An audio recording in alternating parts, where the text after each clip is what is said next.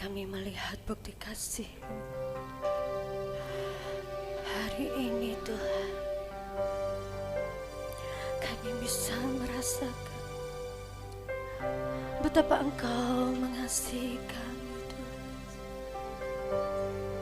Engkau yang rela mati, Engkau yang rela mengorbankan darah-Mu untuk kami, anak-anak-Mu yang berdosa. Terima kasih Tuhan.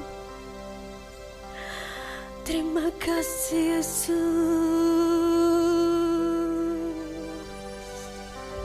Kami bersyukur Tuhan. Kasih-Mu menyelamatkan kami. Kasih-Mu memulihkan kami Yesus. Terima kasih untuk pengorbanan-Mu Tuhan. Kami bersyukur.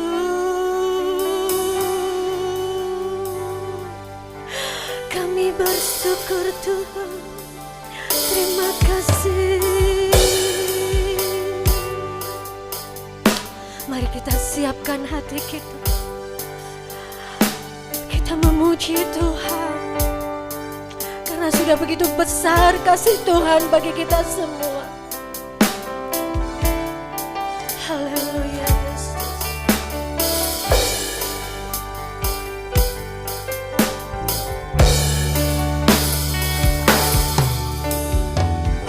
Telah kulihat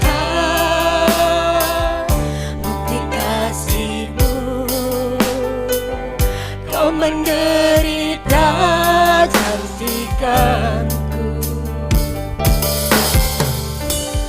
Dengan darah-Mu Kau selamatkanku. Kini ku hidup menyenangkan-Mu. Telah kulihat bukti kasih-Mu, Kau menderita gantikanku. Dengan darah-Mu Kau selamatkanku. Kini ku hidup menyenangkan-Mu. Terlalu besar kasih-Mu Bapa, pengorbanan yang Kau berikan bagiku.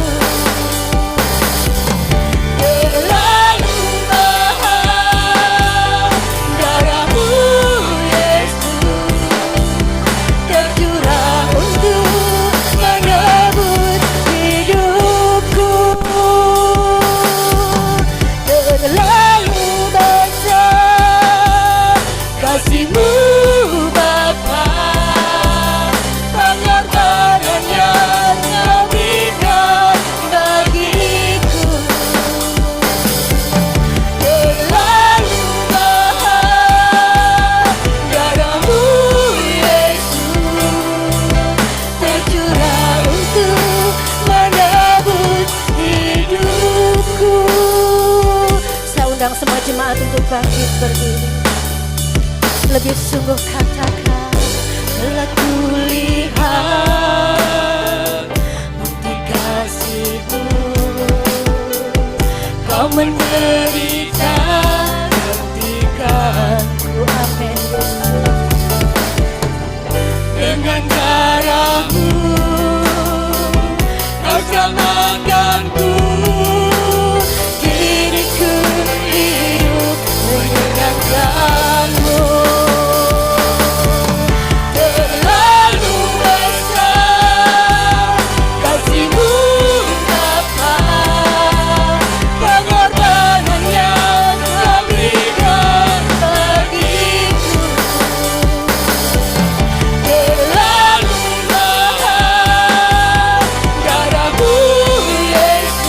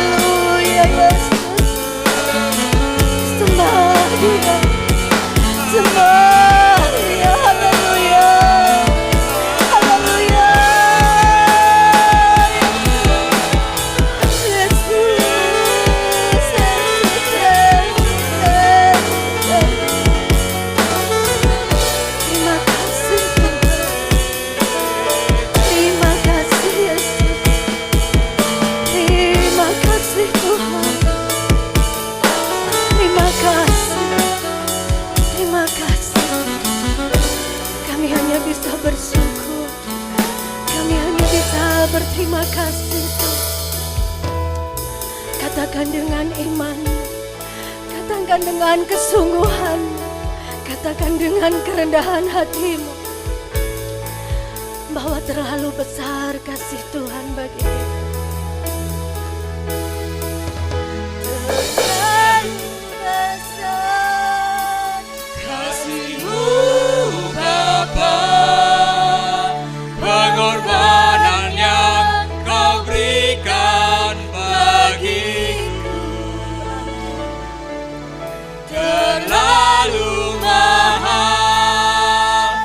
Darah-Mu Yesus tercurah untuk menebus hidupku. lebih sungguh katakan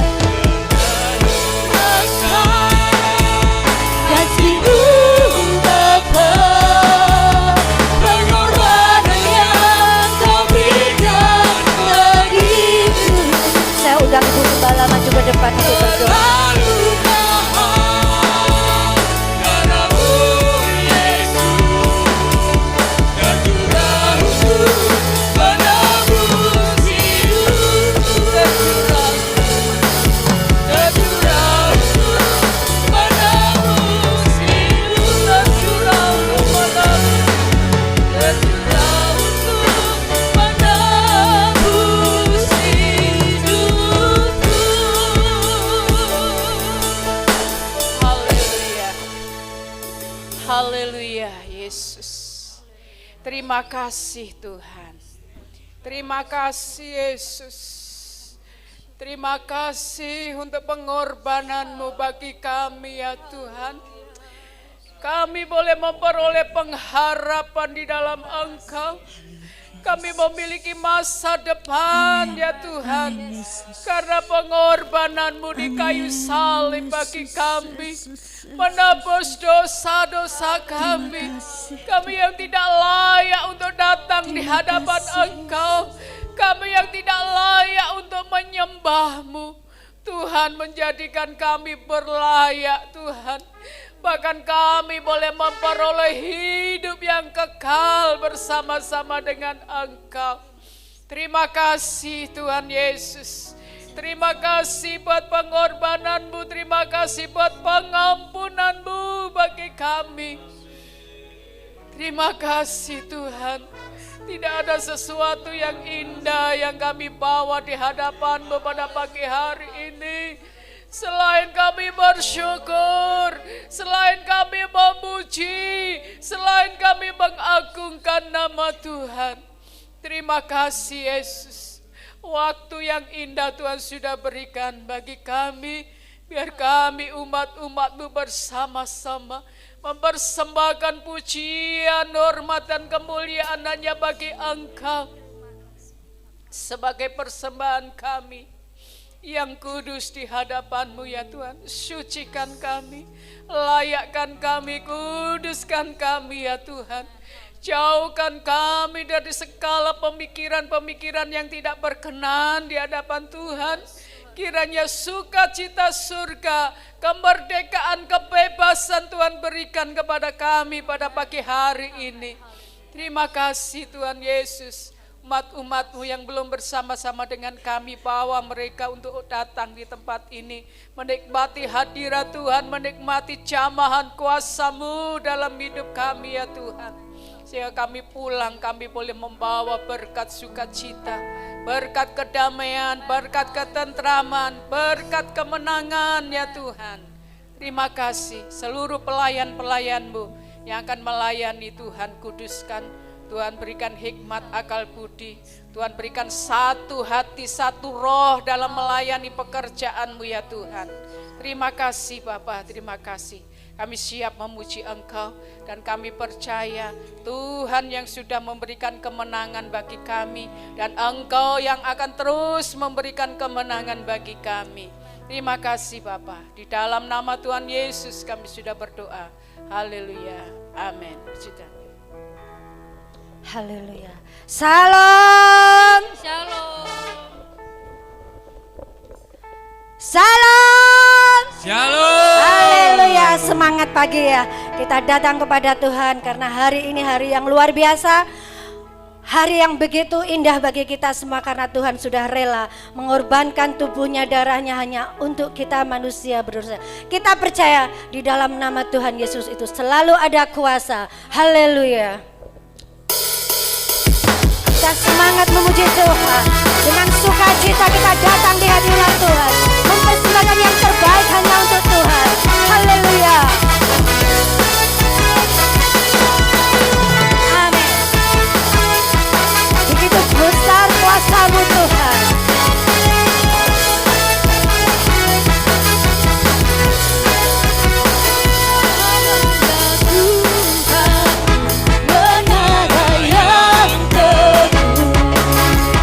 Kota benteng perlindungan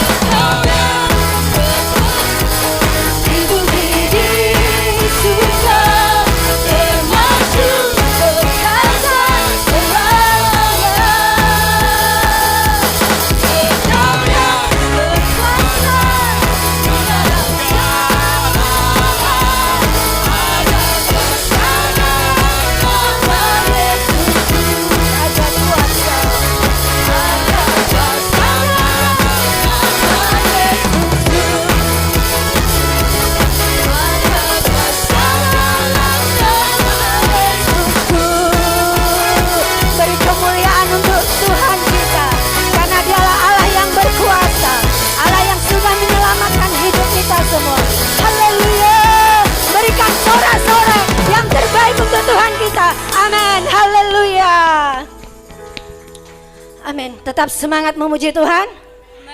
Tetap kuat berdiri ya saudara ya. Karena hari ini hari yang terbaik yang Tuhan berikan bagi kita semua. Sungguh luar biasa kasihnya, pengorbanannya. Apa yang kita bisa berikan kepada Tuhan selain kita melayani Tuhan, selain kita memuji dan menyembah. Haleluya. Hidupku ada di tangan-Mu, Kau beri rancangan yang terindah. Tak hanya yang baik saja yang ku terima. Walau tubuhku diremukkan, walau jiwaku terkoyakkan, hujanku takkan terhentikan. Roh-Mu yang memberi penghiburan. Akan ku beri kesayangan, cukuplah kasih setiamu. Ku bertahan, Kau kuatku, teguhkan imanku. Ku mau tetap bersyukur, senantiasa bersyukur. Segala yang ku alami, biar kehendakmu terjadi. Ku mau tetap bersyukur, senantiasa bersyukur. Hatiku kan bersuka, sebab hari ini hari yang terbaik. Kita percaya bahwa hari yang terbaik Tuhan berikan bagi kita semua saat ini. Amin.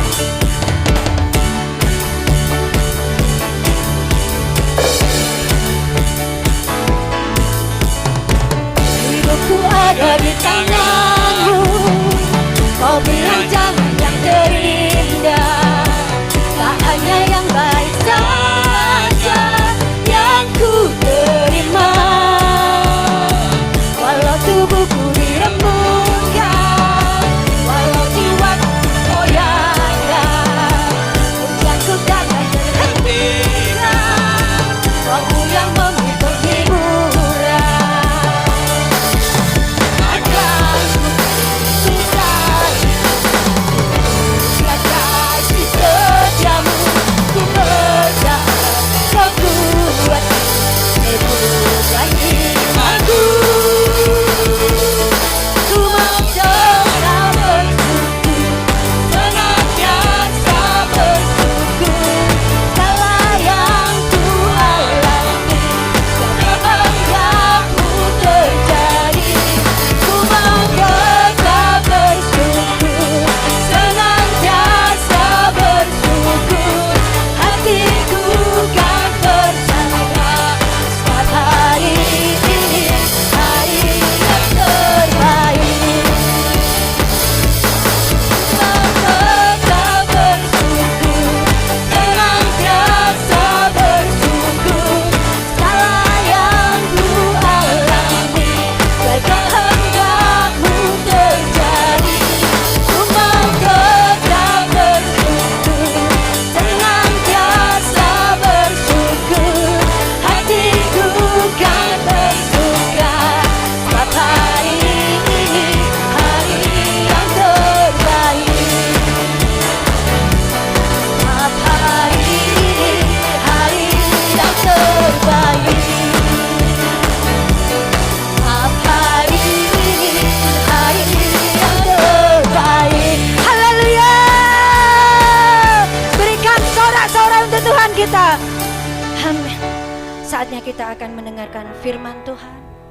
Kita siapkan hati kita. Kuasa Tuhan untuk bekerja dalam hidup kita, membaharui setiap hati kita.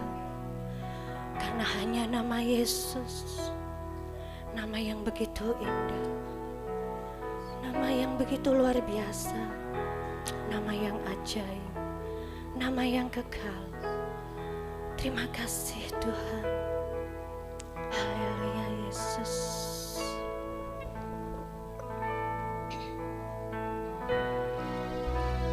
Dia sungguh indah.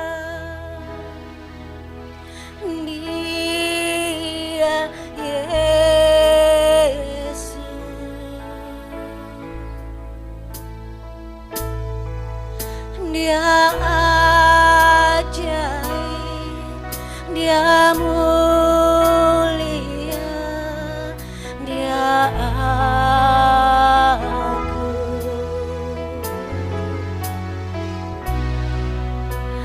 Dia cinta daku dan ampuniku,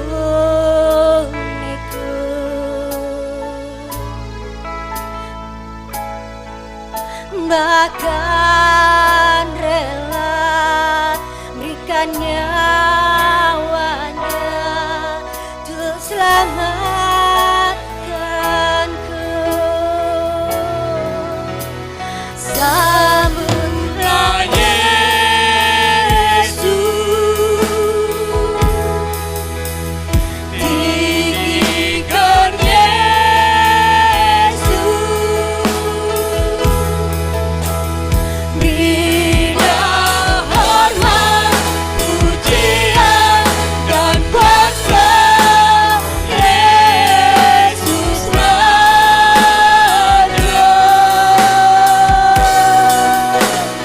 Bagi yang mulia,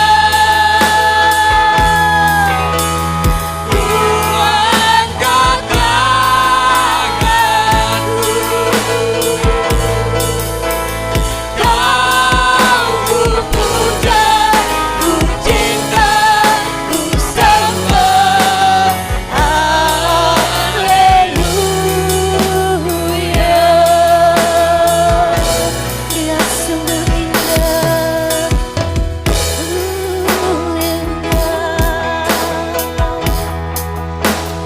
Dia Yesus,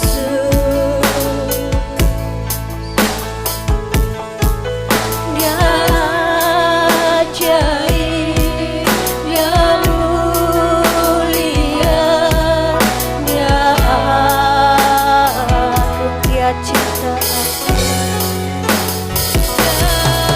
cinta daku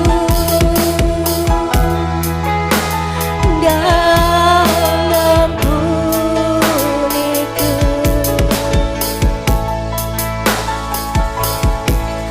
bahkan rela berikan nyawanya untuk selamatkanku.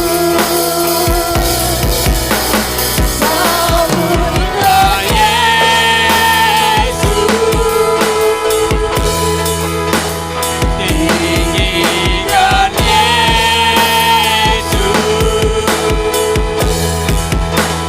berilah hormat, pujian dan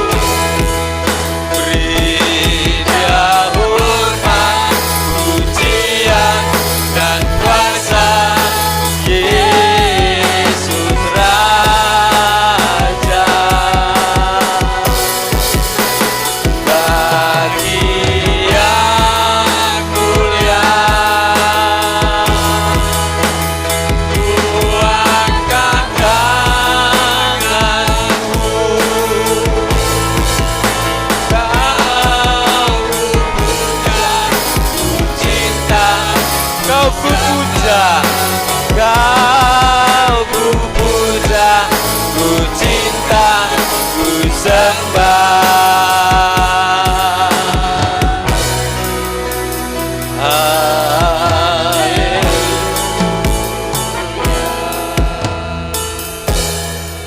Itulah sebabnya kami mencintai, kami mengasihi, kami melayani, kami menyembah Tuhan.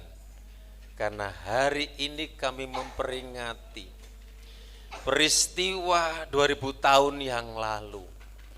Tuhan datang ke dalam dunia.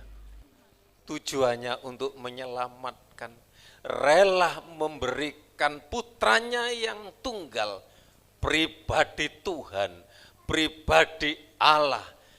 Hanya Tuhan saja yang bisa menebus dosa, menyelamatkan manusia dari dosa, dari hukuman. Bersyukur, berterima kasih. Kami bangga punya Tuhan Allah yang hidup.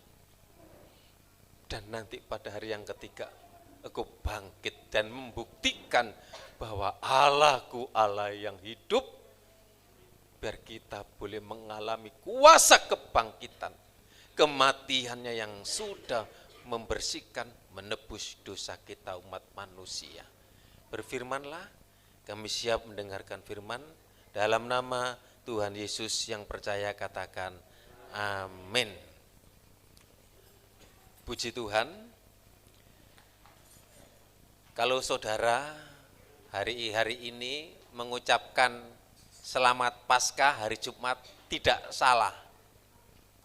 Sebenarnya perayaan Paskah itu sebenarnya bukan milik orang Kristen. Sebenarnya Paskah itu milik orang Israel, milik orang Yahudi. Paskah itu memperingati peristiwa di mana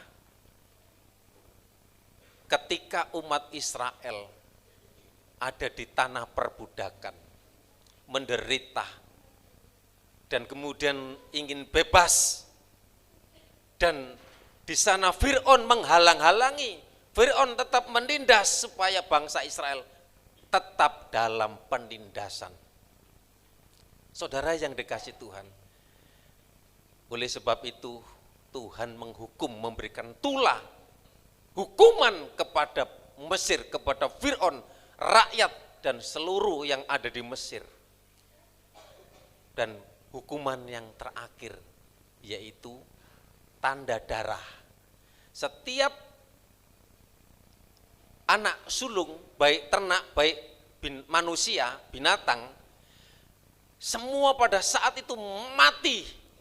Tetapi ketika Musa memerintahkan umat Israel, orang Yahudi ini, umat pilihan Tuhan, setiap keluarga, setiap rumah yang menaruh di ambang pintu, ya, di atas pintu itu ada tanda darah, dan semua dilewati, keselamatan hanya untuk orang Israel. Nah, itu juga Paskah juga sama, berbicara tentang keselamatan. Dilewati dari maut, dilewati dari kematian, tidak salah. Jadi kita itu mengadopsi dari hari raya Yahudi, hari raya Israel. Nah, puji Tuhan, kali ini saya tidak akan membacakan tentang peristiwa kematian, karena setiap tahun kita sudah membaca. Kali ini saya akan menjelaskan yang ada hubungannya dengan kematian, dengan kebangkitan, hubungannya dengan saudara dan saya, hubungannya dengan nasib saudara dan saya. Itu ada di dalam tangan Tuhan, yaitu melalui kematian dan kebangkitan Yesus Kristus. Saya ingin menjelaskan, menyampaikan supaya kita bisa mengerti, ada jenis kematian di dalam ajaran Alkitab. Yang pertama, kematian rohani. Ya, jadi ada 3 kematian di dalam pelajaran firman Tuhan sesuai dengan Alkitab. Kemudian kematian jasmani. Dan yang ketiga, kematian kekal. Nah, saya akan menjelaskan satu persatu. Yang pertama, kematian jasmani atau kematian tubuh. Next. Lebih baik kita baca di dalam Kejadian pasal 2 ayat yang ke-7. Kita akan membaca, saudara membaca bersama-sama. Kejadian pasal 2 ayat yang ke-7.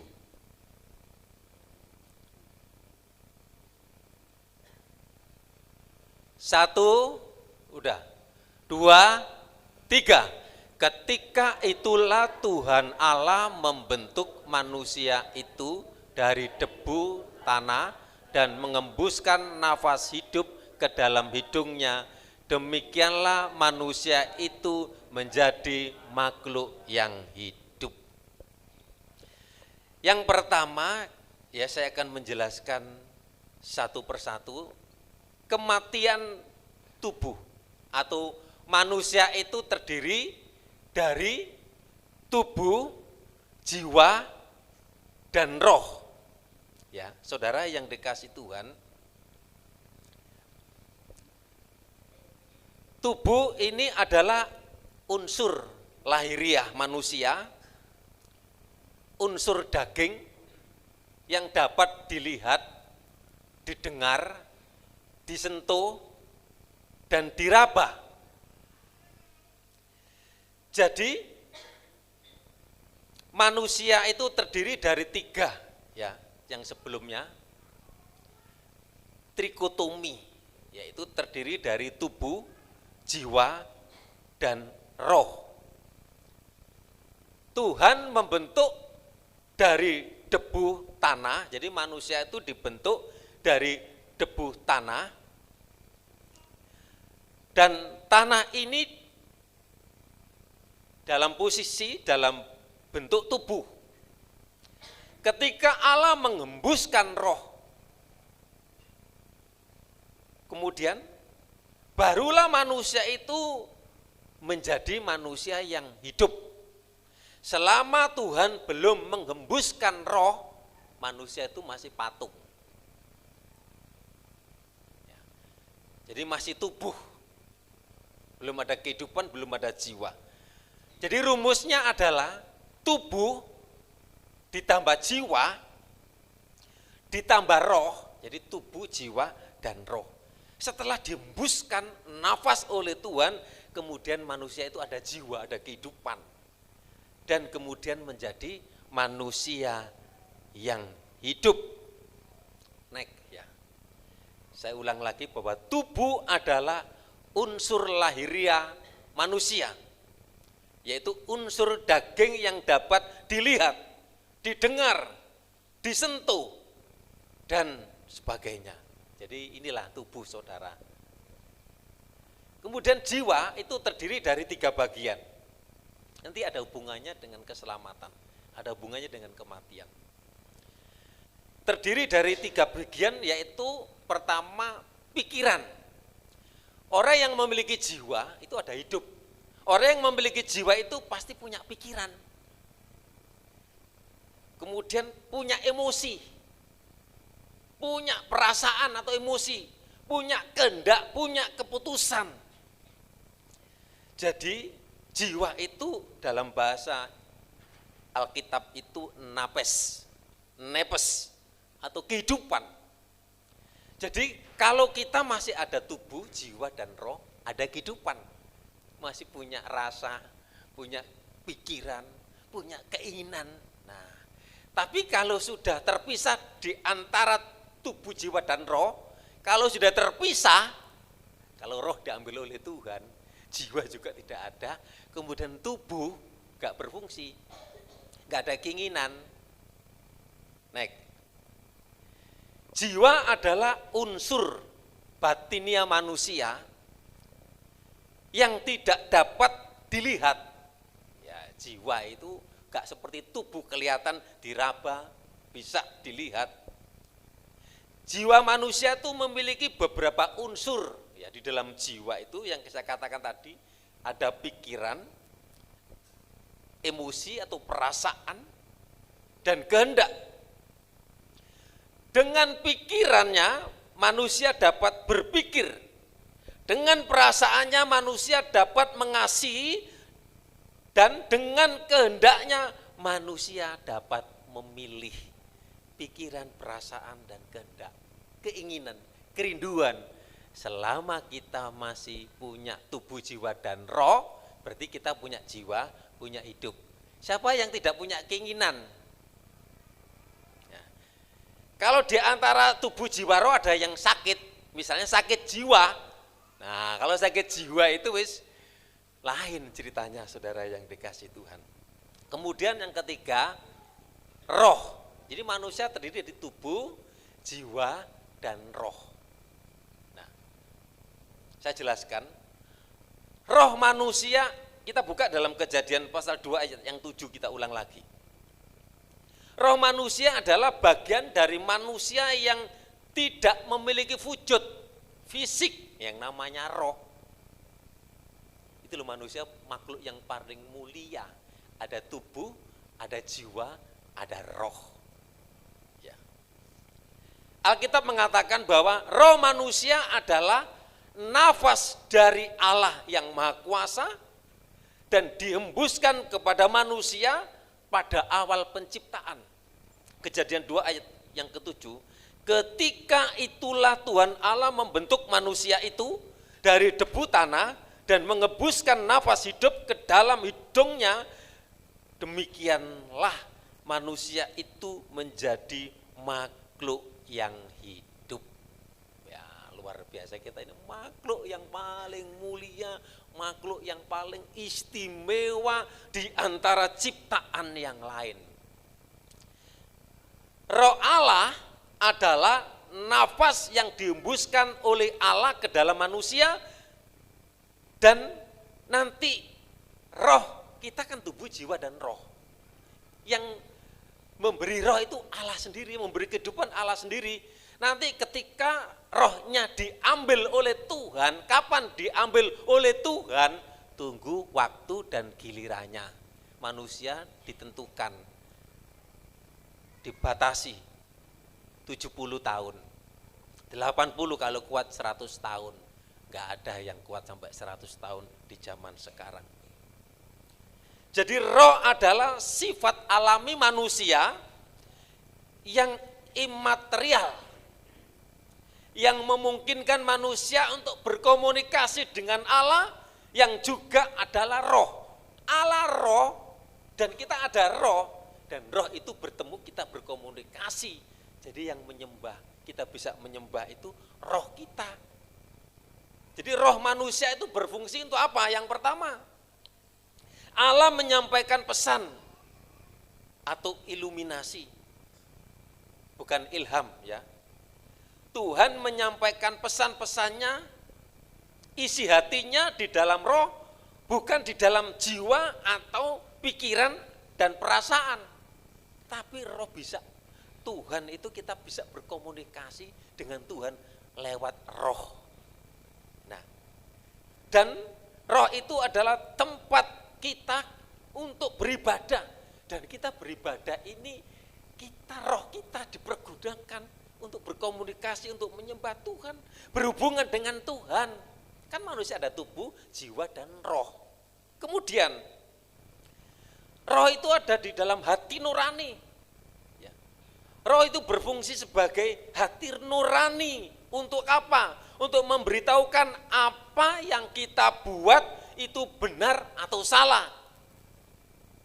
Roh itu yang membuat kita itu ada alarm pada diri kita. Contohnya ya, kalau kita ini melakukan dosa, roh mengingatkan salah atau benar, ada hati nurani Hati nurani, ada roh yang ada di dalam kita ini. Ini salah, ini salah, ini salah, ini salah. Seringkali kita itu sudah banyak kali bersalah. Jangan menyalibkan Yesus yang kedua kali. Bohong, bohong terus. Ya di atas iya, tidak di atas tidak. Seringkali manusia menyakiti hati Tuhan.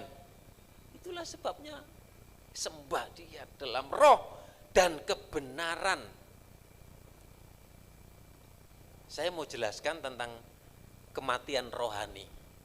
Di dalam Kejadian 2 ayat 17 ini peristiwa kematian rohani yang pertama itu dialami oleh manusia yang pertama, yaitu Adam dan Hawa ketika ada di Taman Eden.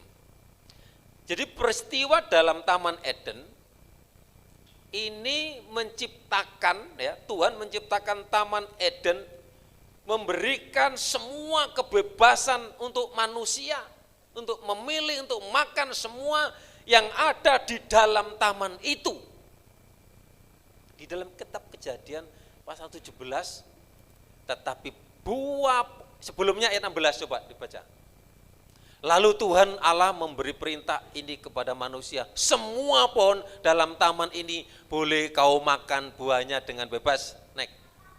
Tetapi pohon pengetahuan tentang yang baik dan yang jahat itu janganlah kau makan buahnya, sebab pada hari engkau memakannya pastilah engkau mati.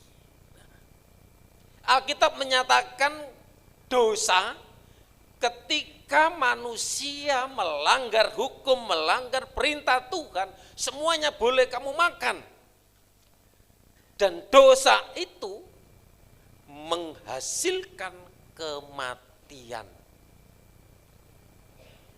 Sejak manusia berdosa, saat itu hubungan manusia dengan Tuhan itu terputus. Memang ya secara jasmani manusia itu tidak mati.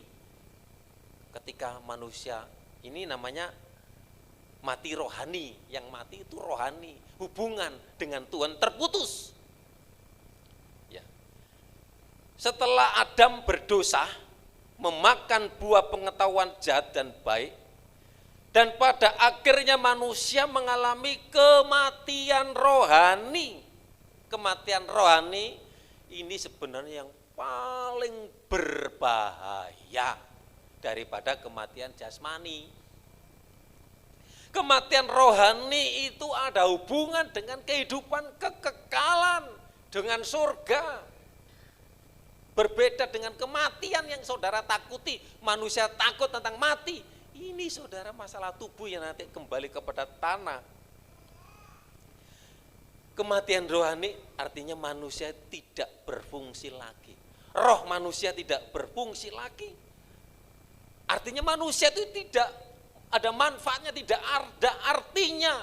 Dan manusia setelah dosa masuk dan keturunannya itu alamatnya adalah kematian kedua, yaitu neraka. Saudara yang dikasih Tuhan, tetapi dalam 1 Korintus 3 ayat yang ke-16, peristiwa yang kita rayakan hari ini melalui kematian Yesus. Kita yang mati rohani, kita yang putus hubungan dengan Tuhan, kita yang tidak layak. Jadi mulai zaman Adam dan seterusnya dan sekarang ini, darah Yesus itu menebus semuanya, umat manusia. Jadi salib Yesus yang menentukan, yang meruntuhkan maksudnya. Ya. Coba 1 Korintus 3 ayat 16. Tidak tahukah kamu bahwa kamu adalah bait Allah dan bahwa roh Allah diam di dalam kamu. Salib Yesus yang meruntuhkan dosa. Sehingga orang yang percaya Yesus, hubungan manusia dengan Allah dipulihkan.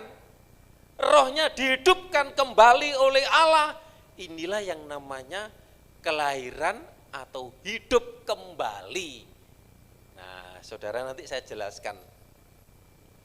Pada saat kita percaya Yesus, maka rohnya itu dihidupkan kembali dan roh Yesus bersatu kembali, tidak di dalam jiwa, tidak di dalam tubuh, tetapi di dalam roh manusia. Makanya kamu adalah rumah Allah, kamu adalah bait Allah.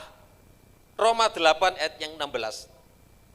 Roh itu bersaksi bersama-sama dengan roh kita.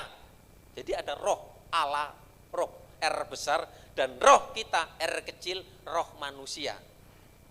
Bahwa kita adalah anak-anak Allah. Inilah dinamakan gereja, orang percaya. Atau roh Allah ada di dalam roh gereja, orang percaya. Ini kematian rohani, sekarang kematian jasmani. Kematian jasmani artinya perpisahan tubuh dengan roh, jiwa terpisah, meninggalkan tubuhnya, tubuh akan dikuburkan, roh dan jiwa kembali kepada Tuhan.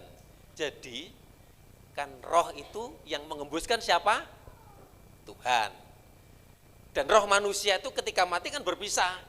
Rohnya itu sudah ketika mati saat itu yang orang percaya itu sudah di dalam tempatnya Tuhan, di firdausnya Tuhan. Nah, nanti tunggu ada bagian-bagian, ya saudara yang nanti saya jelaskan. 2 Korintus 5 ayat 1, coba 2 Korintus 5 ayat 1. 2 Korintus 5 ayat 1, kita baca bersama-sama. 2, 3, karena kami tahu bahwa jika kemah tempat kediaman kita di bumi ini dibongkar, Allah telah menyediakan suatu tempat kediaman di surga bagi kita, suatu tempat kediaman yang kekal yang tidak dibuat oleh tangan manusia. Ayat 8. Ayat 8. Tetapi hati kami tabah dan terlebih suka kami beralih dari tubuh ini untuk menetap pada Tuhan. Nah, saudara yang dikasih Tuhan, bahwa ayat ini adalah jaminan bagi orang percaya. Ketika kita mengalami kematian, Allah menyediakan suatu tempat kediaman yang kekal di surga yang tidak dibuat oleh tangan manusia. Jika kemah tempat kediaman kita ini dibongkar, Allah menyediakan tempat. Saudara yang dikasih Tuhan, 2 Korintus 5 ayat 1. Karena kami tahu bahwa jika kemah tempat kediaman kita di bumi ini dibongkar, Allah telah menyediakan suatu tempat kediaman di surga bagi kita, suatu tempat kediaman yang kekal, yang tidak dibuat oleh tangan manusia. Ayat 8, tetapi hati kami tabah dan terlebih suka kami beralih dari tubuh ini untuk menetap pada Tuhan. Ini Paulus ini maunya ini cepat dipanggil Tuhan. Rohnya itu supaya bersama dengan Tuhan. Kalau selama kita mendiami tubuh, saudara, selama saudara hidup ada pikiran, perasaan ganda. Ada kebutuhan, ada persoalan, ada permasalahan. Permasalahan 1 datang, permasalahan 2 datang, permasalahan 3 datang. Oleh sebab itu, mari.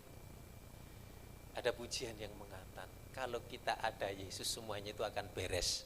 Amin. Tapi kalau tidak ada Yesus tidak akan beres. Masalah itu terus silih berganti datang. Kita tidak bisa menyelesaikan sendiri kalau tidak ada Tuhan dalam hidup kita. Saudara, saya jelaskan. Nanti di akhir zaman, tubuh kita yang di dalam kubur, ya ketika nanti kita berpisah tubuh dan roh, kan tubuh ini kembali ke tanah, rohnya ke Tuhan, jiwanya sudah tidak ada. Jadi tubuh, jiwa dan roh. Kalau kita ini masih lengkap, tubuh, jiwa, roh, ada jiwa, ada kehidupan. Nanti kalau rohnya diambil, mati, nggak ada jiwa, nggak ada hidup. Kalau tubuhnya misalnya hidup, gentayangan, wah itu apa itu namanya itu?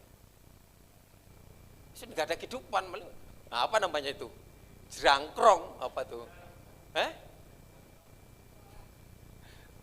Nah, saudaraku, apa saudara mengartikan? Nanti di akhir zaman tubuh kita ini ya, yang di dalam kubur akan dibangkitkan. Nanti kedatangan Tuhan Yesus itu nanti membangkitkan orang yang mati yang di dalam kubur. Rohnya kan sudah diambil dulu sama Tuhan.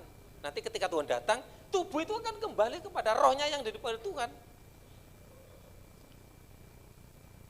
Jadi akan dibangkitkan, kemudian roh dan jiwa kembali bersatu. Nah, nanti roh dan jiwa kembali bersatu. Tubuh dikuburkan, roh dan jiwa langsung kemana ketika mati, saudara yang dikasih Tuhan? Saudara kalau mati kira-kira neng dia, apa neng alam goib, atau di alam barzah, atau di alam maut? Di mana kalau kita mati, saudara? Surga. Itu loh, makanya kita itu istimewa di pandangan Tuhan. Jadi gue mati kok piye? Dosaku sih wakeh, saudara. Waduh, aku sih gini-gini. Sudah, kalau kita mati itu ada di dalam surga. Karena rohnya itu yang punya Tuhan. Bagi yang tidak percaya, tidak menerima Yesus, roh dan jiwanya ada di dalam alam maut. Nanti akan dibangkitkan bersama-sama, dibangkitkan roh dan jiwa dan tubuh, tapi tidak masuk ke dalam surga, masuk dalam kematian yang kedua atau Hades atau alam maut, atau nanti pada akhir zaman mereka juga nanti akan dibangkitkan, tapi enggak ke surga, tapi ke alam maut, alam neraka selama-lamanya. Wahyu 20 ayat 11. Ayat 10 dan 11. Ini loh, perbedaan orangnya Tuhan dan bukan orang-orangnya Tuhan itu berbeda. Makanya penting rohani itu jangan mati. Rohani itu paling penting, paling utama daripada tubuh dari jasmani ini. Seringkali kita meremehkan pelayanan, seringkali kita enggak sungguh-sungguh, seringkali kita enggak beribadah, lupakan pengorbanan Tuhan. Dikatakan dan iblis yang menyesatkan mereka dilemparkan ke dalam lautan api dan belerang, yaitu tempat binatang dan nabi palsu itu, dan mereka disiksa siang malam sampai selama-lamanya. Ini loh orang, nanti saya jelaskan tentang bahwa kita ini orang percaya ini hidup 2 kali, mati 1 kali. Nanti saya jelaskan. Jadi ini loh antara surga dan neraka. Dikatakan yaitu tempat binatang dan nabi palsu itu dan mereka disiksa siang malam selama-lamanya. Jadi di neraka, saudara yang dikasih Tuhan, selama-lamanya menderita. Di surga selama-lamanya bergembira, bersukacita dengan Tuhan. Pilih mana? Nah, saudara, kemudian Wahyu 20 ayat 11. Lalu aku melihat suatu tahta putih yang besar, dan dia yang duduk di atasnya, dari hadapannya lenyaplah bumi dan langit, dan tidak ada ditemukan lagi tempatnya. Jadi saudara yang kasih, langit dan bumi nanti akan lenyap. Nanti Tuhan menyediakan langit dan bumi langit bumi baru. Nanti semuanya itu nanti setelah pengadilan Kristus. Ya, gak langsung kita ke surga, memang sudah ada tempatnya Tuhan yang mengatur sendiri. Tapi nanti di sana juga nanti diperhitungkan perbuatan saudara, amal saudara, baik saudara, masuk ke langit dan bumi yang baru itu sudah wis beres. Makanya enggak sia-sia saudara setia, saudara berkorban. Tuhan aja loh rela berkorban mati untuk saudara, tapi saudara seringkali, aduh, aku masih berdosa, aku masih kurang layak. Saya jelaskan. Next. Orang percaya Yesus, orang Kristen yang percaya Yesus, akan mengalami 2 kali hidup, yaitu hidup secara jasmani saat dilahirkan oleh ibu. Dan kemudian yang kedua, dan secara roh, jadi hidup pertama yaitu hidup jasmani dari ibu. Kemudian jadi ada 2 kali hidup. Hidup yang kedua secara roh, jadi hidup secara roh. Kemudian dalam Yohanes 1 ayat 12 sampai 13.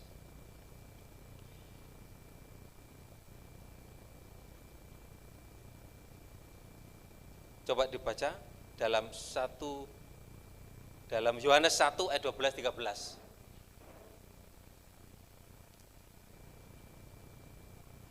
Tetapi semua orang yang menerimanya, ayat 12, tetapi semua orang yang menerimanya diberinya kuasa supaya menjadi anak-anak Allah, yaitu mereka yang percaya dalam namanya, 13. Orang-orang yang diperanakkan bukan dari darah atau dari daging, bukan pula secara jasmani oleh keinginan orang laki-laki, melainkan dari Allah. Pertama, lahir, hidup dari ibu. Yang kedua, lahir baru, hidup karena roh, rohani.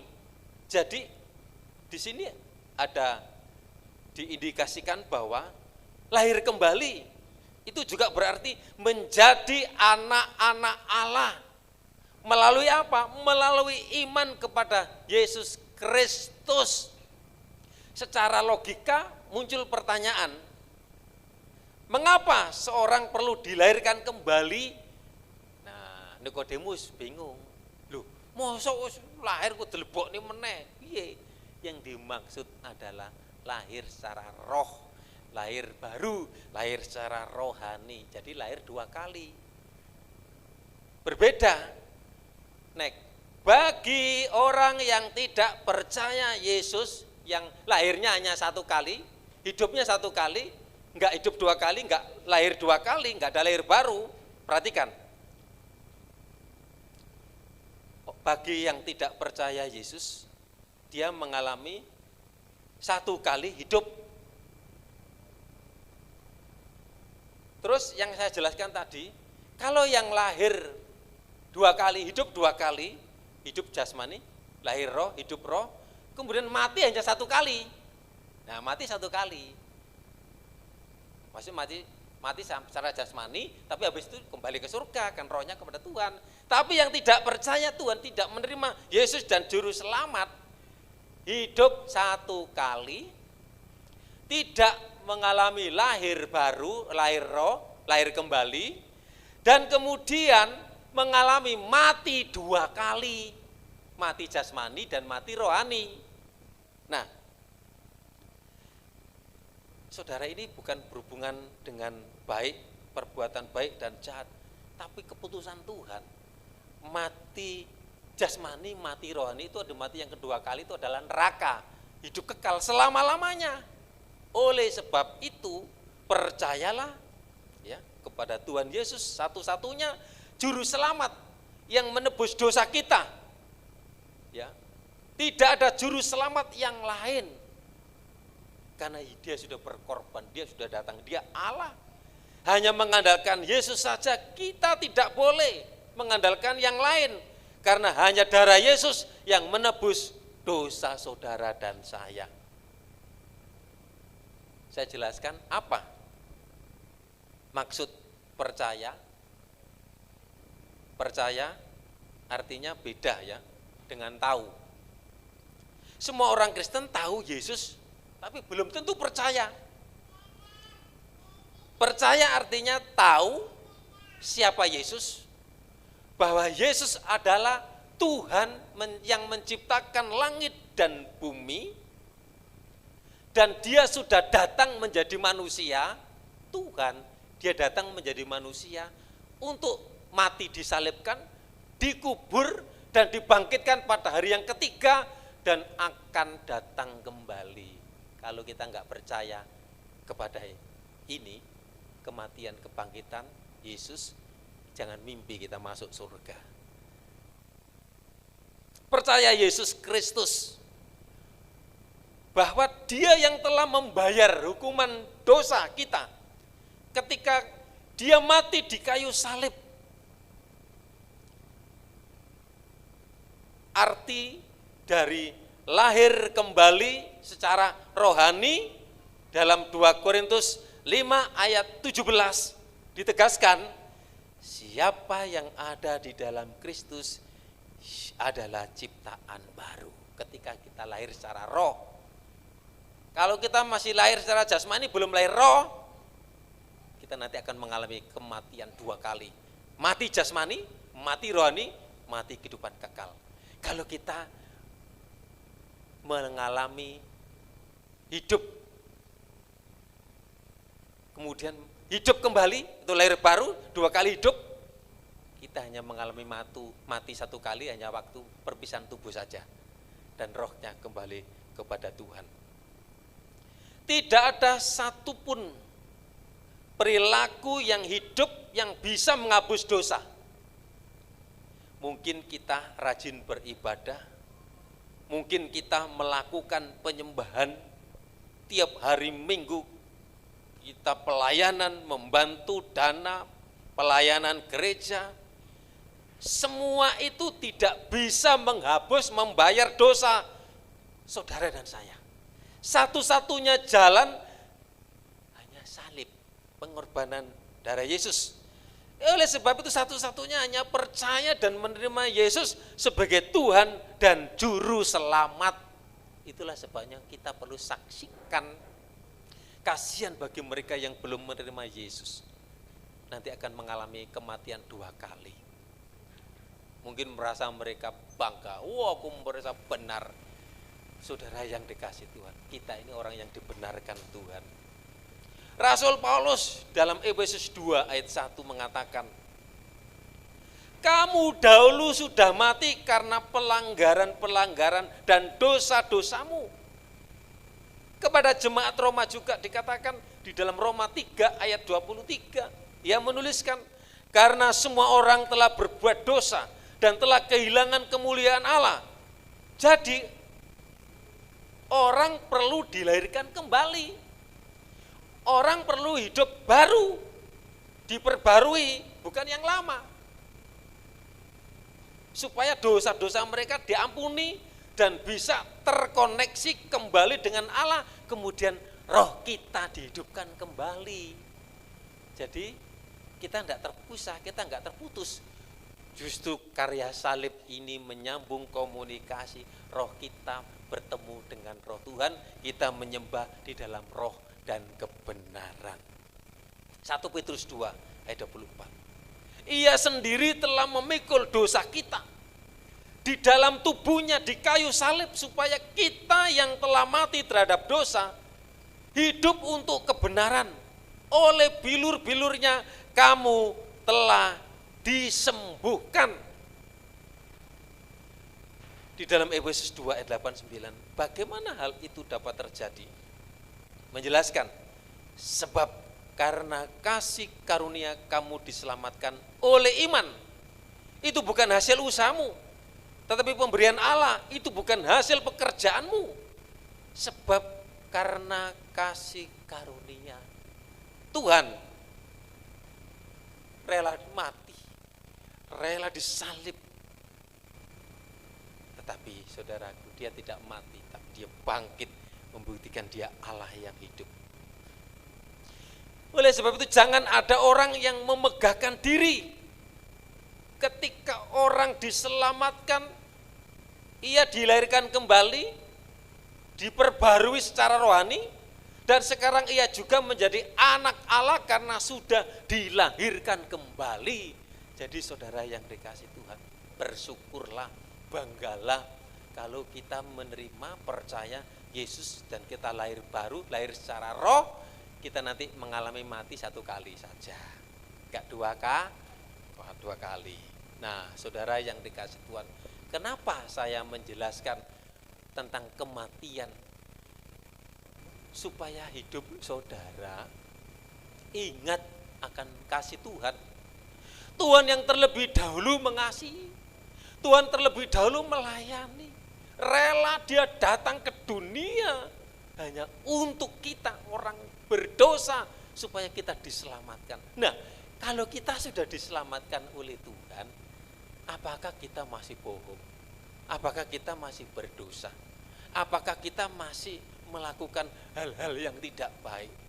Mari kita lebih sungguh, mari kita akan melayani Tuhan. Saudara yang dikasih Tuhan, itu juga menentukan hidup saudara, jasmani saudara. Bagaimana kesungguhan saudara, bagaimana pengiringan saudara kepada Tuhan, motivasi kita benar atau tidak. Saudara, kasih karunia Tuhan. Tuhan sanggup. Kalau kita berbicara masalah, siapa yang tidak punya masalah di sini? Masalah itu wakeh, sakit penyakit, persoalan, pergumulan. Itu daging kita. Seringkali kita lupa, aduh, masalah Tuhan itu berat sampai darahnya. Saudara yang dikasih Tuhan, mari kita sebagai orang percaya kepada Tuhan di hari ini memperingati hari kematian Yesus. Mari kita sungguh-sungguh setia mengiring Tuhan, melayani Tuhan. Karena apa? Kita sudah enak. Kurang enak lagi, saudaraku. Saya percaya persoalan penderitaan itu tidak akan melebihi kekuatan kita. Artinya apa? Kita dimampukan. Seringkali kita tidak mengandalkan Tuhan. Mengandalkan akal, mengandalkan otak, mengandalkan pikiran kita. Saudara yang dikasih Tuhan, mari saya jemput kita berdiri, melayani lebih sungguh. Tuhan yang terlebih dahulu melayani, Tuhan yang terlebih dahulu mengasihi kita. Kami mengundang pelan perjamuan bisa maju ke depan. Haleluya. Terima kasih Tuhan.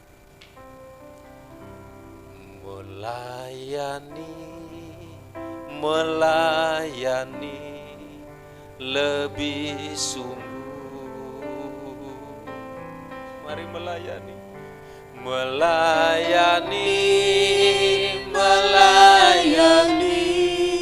lebih sungguh. Tuhan terlebih dulu. Tuhan lebih dulu melayani kepadaku,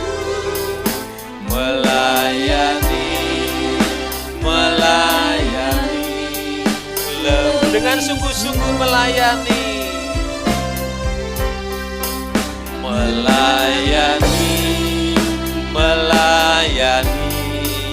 lebih sungguh. Terima kasih. Dengan sungguh-sungguh melayani lebih sungguh. Tuhan lebih dulu melayani. Mari kita mengasihi, melayani. Tuhan sudah menjamin hidup saudara, tubuh jiwa roh dijamin oleh Tuhan. Mengasihi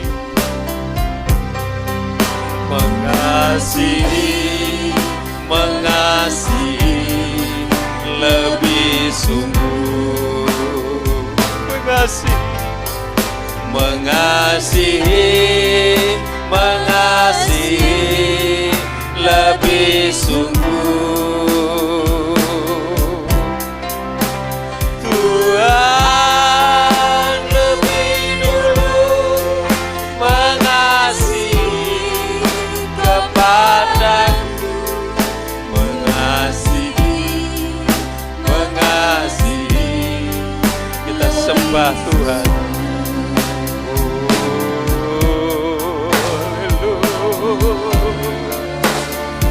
Haleluya.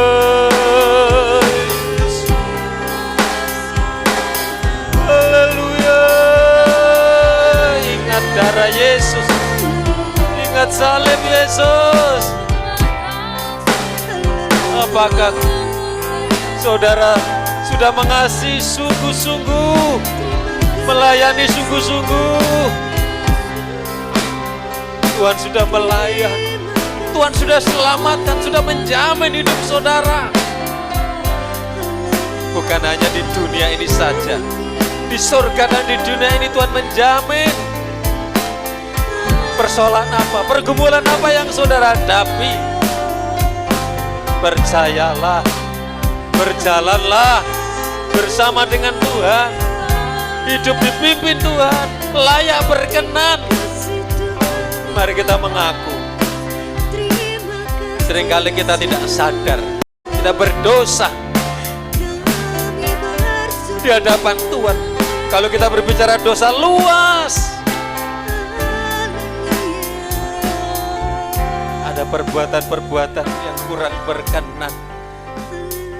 Layakkan kami di hari ini Tuhan, di peristiwa memperingati kematian Tuhan, pengorbanan Tuhan yang luar biasa.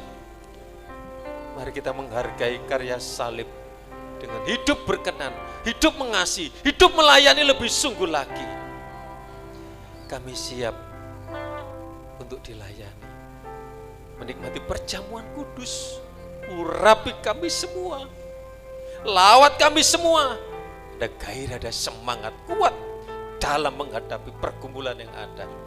Dalam nama Yesus yang percaya katakan amin. Melayani lebih sungguh, melayani lebih sungguh. Tuhan lebih dulu melayani kepadaku, melayani. Mari kita mengasihi Tuhan. Hidup kita, sisa hidup kita mengasihi.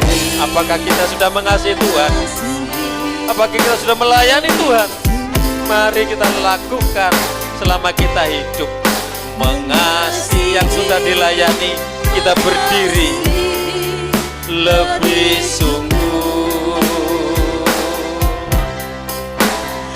Tuhan lebih dulu mengasihi kepadaku, mengasihi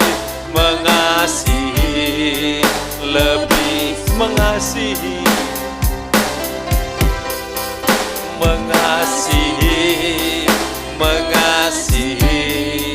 lebih sungguh.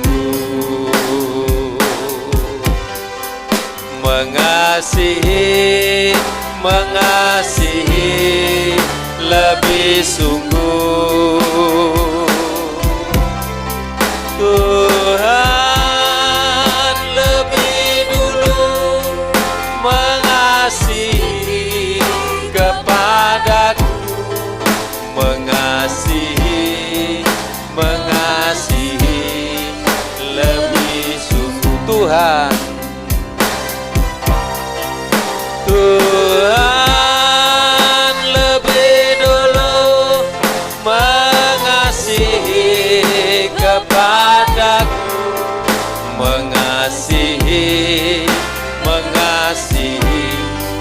lebih sungguh. Hari ini Tuhan mengingatkan, Tuhan rela datang ke dunia, menyerahkan putranya.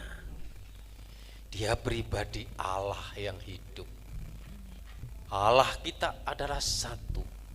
Allah kita adalah roh.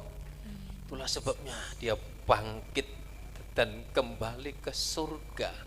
Dan saat ini menjadi juru syafaat. Melihat, memperhatikan setiap pergumulan anak-anaknya. Seringkali anaknya tidak mengerti, tidak memahami. Mari kita lebih mengasihi Tuhan. Mari kita lebih melayani Tuhan. Kami percaya Tuhan tidak pernah meninggalkan anak-anaknya.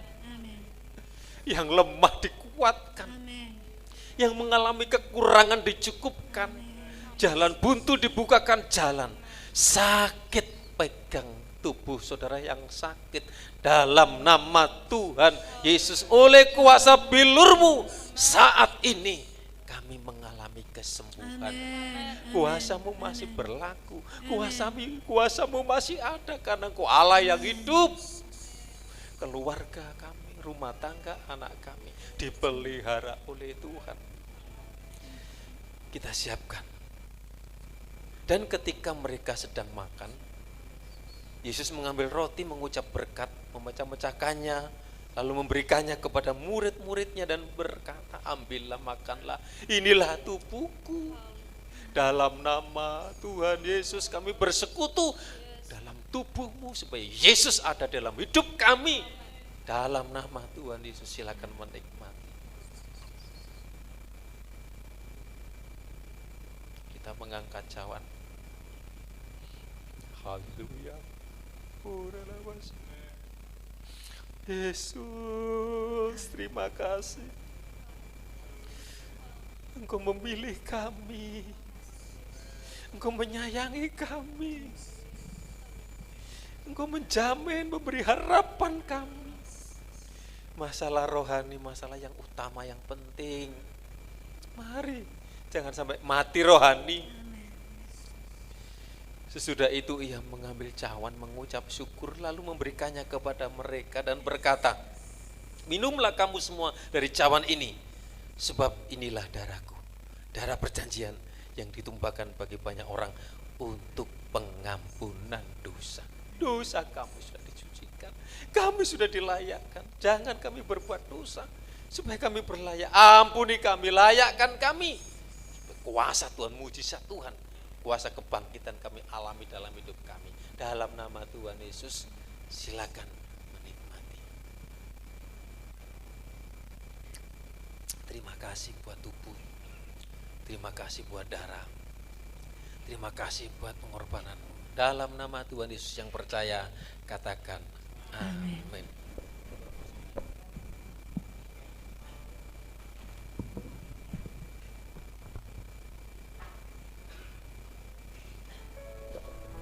Terima kasih Tuhan, kami bersyukur, berterima kasih kalau kami sudah mendengarkan firman-Mu ya Bapa. Biarlah firman-Mu terus memberikan kami kekuatan di dalam kami menjalani hari-hari kami, tetap berserah dan percayakan kebesaran kuasa-Mu.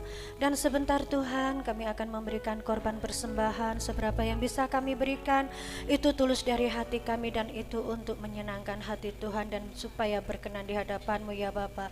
Kami akan memberikan korban persembahan hanya di dalam nama Tuhan Yesus Kristus. Kami sudah berdoa dan mengucap syukur. Haleluya. Amin. Benar, dalam setiap kehidupan gak ada yang namanya kita itu mulus ya saudara. Pasti semuanya punya masalah. Walaupun masalah itu berbeda, tetapi itulah cara Tuhan untuk membuat kita dikuatkan, untuk membuat kita semakin kuat dan semakin percaya akan kuasa Tuhan. Mengandalkan kekuatan sendiri, mengandalkan pikiran sendiri tidak akan mengalami apa-apa. Tetapi kalau kita mengandalkan kekuatan Tuhan, pasti semua akan dibereskan oleh Tuhan. Haleluya. Hidup ada di tangan Tuhan. Mari kita berjoget untuk Tuhan.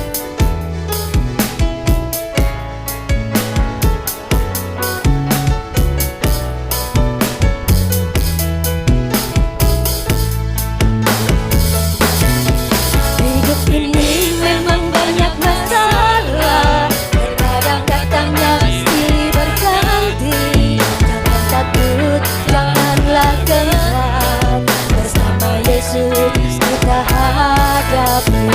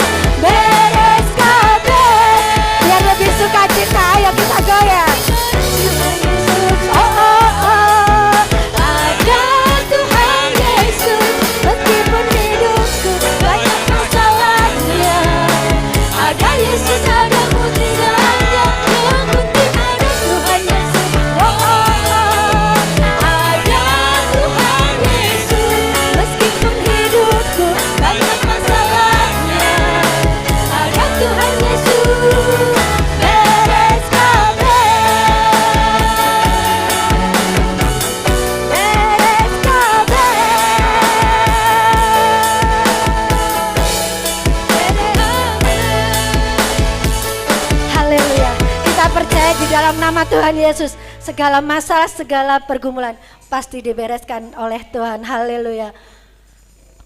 Warta sepekan untuk hari. Ya, puji Tuhan. Siapa yang masalahnya cuma satu? Masalahnya kira-kira piro, saudaraku? Bertubi-tubi. Masalah siji teko, moro-moro sing loro teko, telu teko, sumpek gak karu-karuan. Sing penting ada Tuhan Yesus. Loh kok abot di masalah iki? Beresnya kok.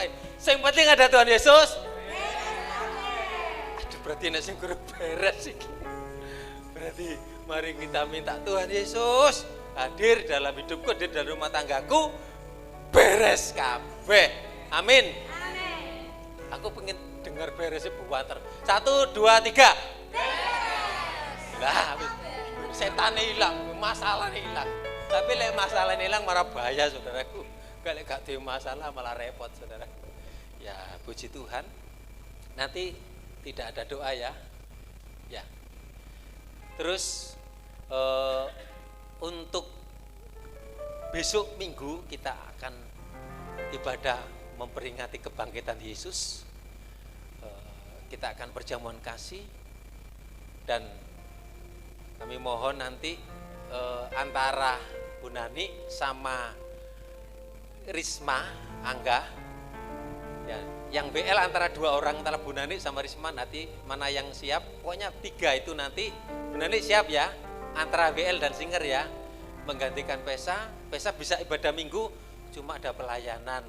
Jadi nanti minggu berikutnya, nanti ditukar jadwalnya. Jadi kalau bisa Angga, soalnya kebetulan dia sering kali ke bawa mobil besar truk ke NTT, mana? Nusa Tenggara, jauh-jauh. Kalau pas di rumah, kalau bisa pelayanan, dulu itu pelayanan di Kedung Cowek, di Pak siapa namanya, Surabaya. Kalau misalnya siap BL, Bu Nani Singer. Kalau nggak siap, Bu Nani BL, kita jawis. Ya, mari sama-sama kita berdiri. Terima kasih Yesusku buat anugerah yang Kau beri. Sebab hari ini Tuhan adakan syukur terima kasih. Terima kasih Yesusku buat anugerah yang Kau beri. Sebab hari ini Tuhan adakan syukur kami patut bersyukur karena Tuhan sudah selamatkan kami. Tuhan sudah pilih kami. Tuhan menyediakan tempat yang indah, kehidupan yang kekal. Kami tidak mengalami kematian 2 kali, tapi hanya 1 kali saja.